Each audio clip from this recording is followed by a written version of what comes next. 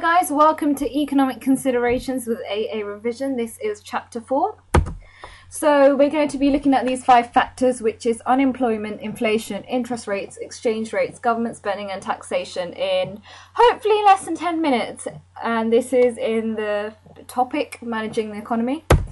So unemployment, the definition for it is the number of people who are willing, able, actively seeking to work but are not able to find a paying job. So if I was at home and I wasn't really bothered about working, well, I'm in A-levels, so it's not really a thing right now, but say I was 40 years old, for an example, and I wasn't really looking for a job, I wasn't going to the job seekers place thing, you know. So then I wouldn't be classified as unemployed because I'm choosing not to work. But if I'm actually going to the JSA, so job seekers allowance or job seeker place, the thing, then I'm technically known as being an unemployed worker who is looking for work. So there's 2 ways of measuring this, which is the claimant count. So this is an official measure based on the number of people claiming unemployment rated benefits. So this is known as job seekers allowance. So you're getting income for looking for work, although you don't have work right now. And labour force survey, which is the large scale sample of employment status of thousands of households. So I've sort of looked things up at unemployment and employment rates currently. So this is 2015 May data. So according to BBC News, it says that the employment rate is at 73.3%. So it's the highest rate of people in work since the ONS began, because ONS, as I talked about it in chapter 3, they are like the statistics measurement people. So it's the highest employment, and I put in a little chart, as you can see here. So back in like 1993, look at how high it was, like 10% of people were unemployed, and to be honest, that is quite a lot. And like 2007 is the latest according to this little chart thing, but we know that unemployment is decreasing, which is a good thing. So effects of unemployment, so positives. Why is unemployment good? I'd say this is sort of focused towards firms because it's not really good as an individual. I'll get to that towards the negatives. But so we have greater choice in labour for recruitment. More people are searching for jobs, may be able to pay lower wages, and cheaper substitute firms benefit.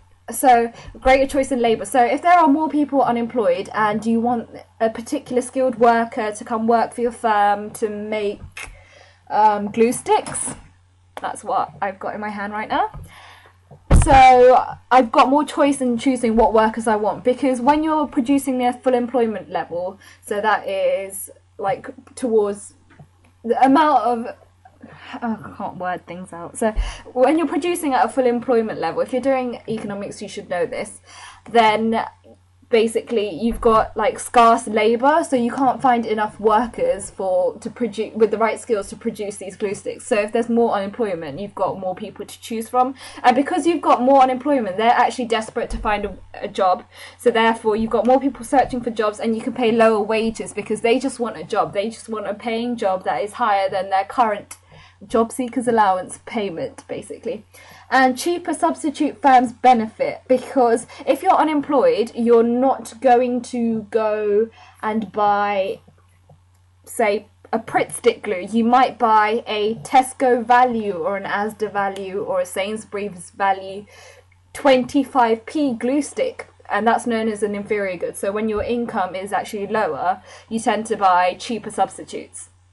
So the negatives, less disposable income, you have a fall in demand, leads to fall in consumption levels, and profits will fall, leading to lost sales revenue, and this won't be replaced. So if you're unemployed, you're not going to have enough income. You're probably like earning less than £10,000 a year, I'd say. So when you're buying things, you'd think twice. So demand will decrease because you're not going to be spending as much, so that leads to a fall in consumption levels. Profits will fall. This is according to the business, because if you're not actually buying these goods, if you're not buying Pritt stick glues, their profits are going to fall because you're unemployed and you can't buy these glue sticks anymore, and so that's lost sales revenue for the firm, and this won't be replaced. So you've just basically, the firm is losing out on income if there is a huge number of people that are unemployed.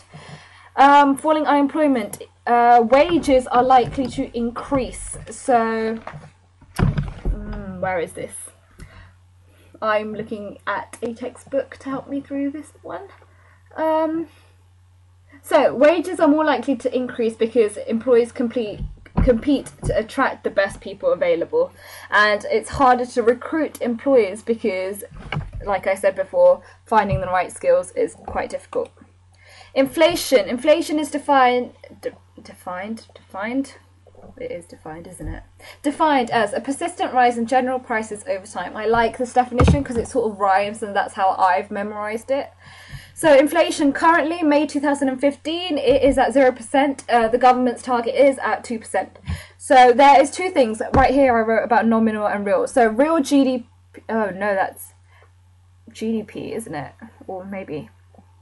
Okay, so GDP, this is something you should know, that it's gross domestic products, the amount of goods and services you can produce in a year. So if it's real GDP, then inflation has been adjusted. And if it says nominal GDP, or nominal, anything that says real in it, it means that inflation has been adjusted. So remember that in your exams. If anything comes up about the real current economy, etc., it's always been when inflation has been adjusted. If it comes up with nominal, it means inflation hasn't been adjusted, and that it's kind of a negative because it doesn't really give you an accurate sort of answer, because if you haven't really taken inflation into account, you don't really know the true value of how much things are increasing in sales or decreasing by. So measures of inflation, there is RPI and CPI. The CPI is the main inflation, which includes European Union countries, because with RPI is retail price index, it includes housing prices. UK is known for buying houses, and they're not really known for renting. I know that, well, I think I know that Germany tends to rent a lot instead of buying houses. So CPI is a better measurement in terms of like comparing it with the European Union countries, because in terms of goods and services, then we can actually know how much our economy is improving or de-improving. I don't know my words. I don't know. So CPI is better if you're comparing economies, so with the European economies, but RPI for the UK is a much more detailed, proper analysis, because it tells you including house prices, which is actually for the UK a huge component. So the impact of inflation on a business. It is difficult planning for the future, as inflation may increase or decrease, and this leads to investment issues. So if you're planning to expand a firm or like produce more goods and services, and inflation is increasing in the future, you don't actually know if inflation, but you sort of know if inflation is going to increase. So if inflation increases, it means your goods and services are more expensive and people are less likely to demand your goods and services, and therefore consumption will fall. If consumption falls, then your sales revenue and your profit levels will fall. So in terms of planning for the future, you don't actually know if you're going to have a break even or if you're going to have a loss.